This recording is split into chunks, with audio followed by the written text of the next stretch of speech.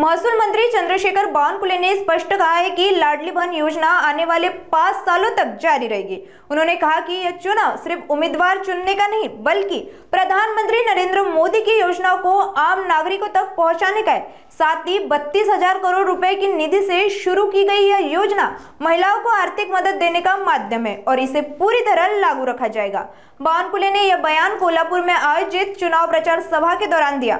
आइए सुनते हैं आगे और क्या कुछ कहा बावनकुले ने।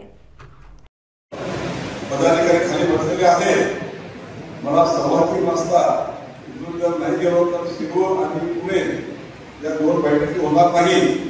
त्यामुळं मी मान्यवरांचे नाव घेऊ शकतो नाही, त्यामुळे सर्वांनी मला क्षमा करावी।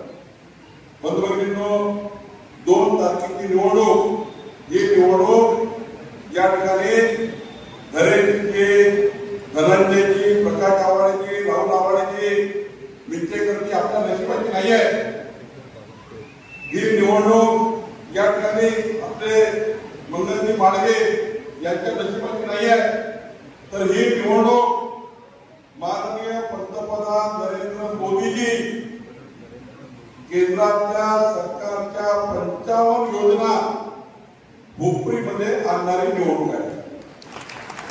2 तारखेची निवडणूक ही माननीय देवेंद्रजींच्या सरकारच्या माध्यमातून ज्या 48 योजना असतात, ज्या योजनेच्या माध्यमातून हुपरीच्या नगरपालिकेच्या माध्यमातून हुपरीच्या जनतेला आपण न्याय देऊ शकतो।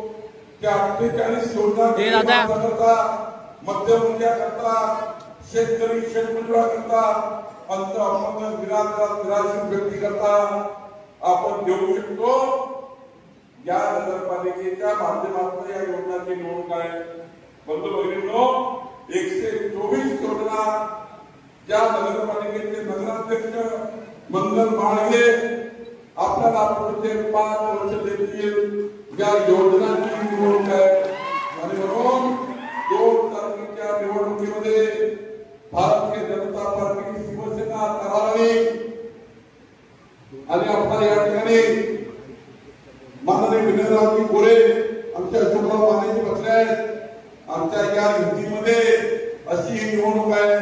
बंधू भगिनींनो, खऱ्या अर्थाने मोदींच्या नेतृत्वातलं सरकार आणि महाराष्ट्राचं सरकार या दोन्ही सरकारच्या माध्यमातून ही निवडणूक आहे। खरं तर माननीय देवेंद्रजींनी 3 महत्वाचे वचन आपल्याला दिले होते।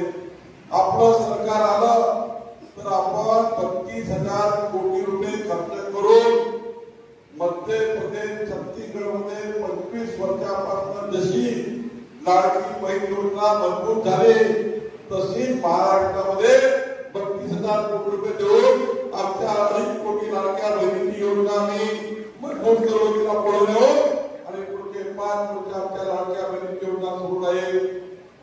माननीय देवेंद्रजींनी वचन दिलं होतं की आमच्या शेतकऱ्यांना 45 शेतकऱ्यांना शेतामध्ये विजेचा पंप आहे, त्या विजेच्या पंपाचं बिल एक कमलाचं मत, एक कालावधी संघटनेचं मत, एक त्या ठिकाणी विनय परमेश्वरचं मत, हे किती महत्वाचं आहे। 27,000 कोटी रुपये शेतकऱ्याकडे थकीत होते। माननीय देवेंद्र फडणवीसजींनी 27,000 कोटी रुपये माफ करण्याचा निर्णय घेतला आणि पुढचे 5 वर्ष आता 1 रुपया शेतकऱ्याला विजेचं बिल येणार नाही, हा निर्णय माननीय देवेंद्र फडणवीस सरकारने घेतला, आपल्या सरकारने घेतला। बंधू भगिनींनो, आपल्या सरकारने आता ठरवलं की पुढच्या काळामध्ये जे घरगुती वीज बिल आहे ते 8 रुपये 10 पैसे रेट आहे। आता वीज बिलचे आपलं 8 रुपये 10 पैसे रेट आहे। प्रत्येक वर्षी 80 पैसे वाढणार आहे। 2029 मध्ये राहुलजी 12 रुपये युनिटची वीज हुपरीमध्ये येणार आहे। पण देवेंद्रजी सांगितलं आता या महाराष्ट्रामध्ये सूर्यघर, प्रधानमंत्री, मुख्यमंत्री सौर वाहिनी योजना येत आहे, ती सुरू झालेली आहे। 2029 मध्ये 12 रुपये विजेचा रेट होणार आहे, तो आता 12 रुपये होणार नाही। देवेंद्र फडणवीसचं सरकार, आपलं सरकार 6 रुपयामध्ये हुपरीला वीज देईल, घरगुती विजेचा रेट 6 रुपये करणार नाही। बंधू भगिनींनो, या ठिकाणी आपल्या सरकारने निर्णय घेतला, दम लागल्या शेतकऱ्याचा शेतकऱ्याला कर्जमाफीची गरज नाही. गाडी घोडा बंगला फार्म हाऊस आहे आवडली त्यांच्या कर्जमाफीची गरज नाही.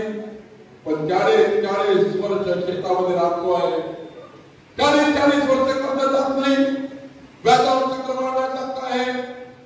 गरीब माणूस आत्महत्येकडे निघालेला आहे, सर्वसाधारण माणूस आत्महत्येकडे निघालेला आहे. अशा शेतकऱ्याचं गरीब माणसाचं कर्ज माफ करण्याचा निर्णय आपलं सरकार करणार आहे. आपलं सरकार त्या ठिकाणी करणार आहे. बंधू भगिनींनो, या ठिकाणी राहुल आवाडेंनी प्रकाशजी विंचेकरजी आपण मांडलाय, मान्य महाडिकजी आपण मांडलाय. पण आज या ठिकाणी महत्वाचा आपल्याला मला या ठिकाणी जबाबदारी आहे ही राज्याच्या महसूल खात्याची. या राज्याचे मालमत्तेचे जतन झालं पाहिजे. तुमच्या घराचं प्रॉपर्टीचं रक्षण करण्याची जबाबदारी महसूल खात्याची आहे. आणि म्हणून महसूल खात्याने महत्वाचा निर्णय घेतला. या ठिकाणी हुपरीमध्ये गावठाण सोडून जेवढे काही घर बसलेले मी हेलिकॉप्टर बघितले, जेवढे प्लॉट पडलेले आहेत, जेवढे घर पडलेले आहेत, त्या ठिकाणी येणे नाही, टिपी नाही, जनतेने घर बांधून टाकलं. काहीची रहिती झाली, काहीची रहिती वाढली आहे.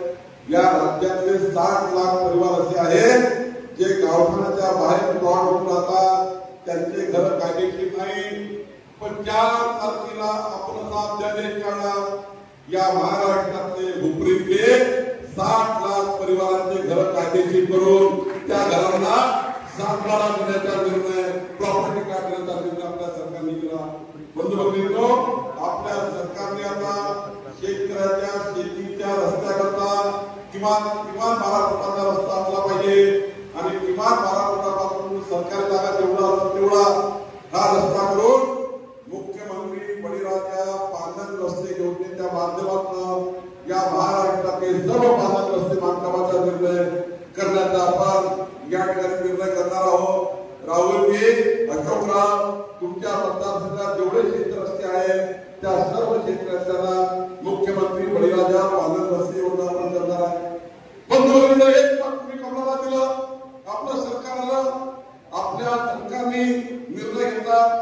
आपल्या सरकारने निर्णय घेतला की आपल्या विद्यार्थ्यांना कुठल्याही 1ली पासून 12वी पर्यंत, ग्रॅज्युएट पर्यंत, पोस्ट ग्रॅज्युएट पर्यंत शिक्षणाकरता जे डॉक्युमेंट लागतात, डोमेस्टिक सर्टिफिकेट लागतं, नॅशनल सर्टिफिकेट लागतं, कास्ट सर्टिफिकेट लागतं, व्हॅलिडिटी लागतं. 18 प्रकारचे वेगवेगळे डॉक्युमेंट शिक्षणाकरता लागतात. या डॉक्युमेंटला 500 रुपयाचा स्टॅम्प लावल्याशिवाय तुम्हाला डॉक्युमेंट कलेक्टर तहसीलदार देत नव्हते. आता आपल्या सरकारने निर्णय घेतला, शैक्षणिक दाखला करिता आता कुठलाही स्टॅम्प पेपर लागणार नाही, 0 स्टॅम्प पेपर लागेल.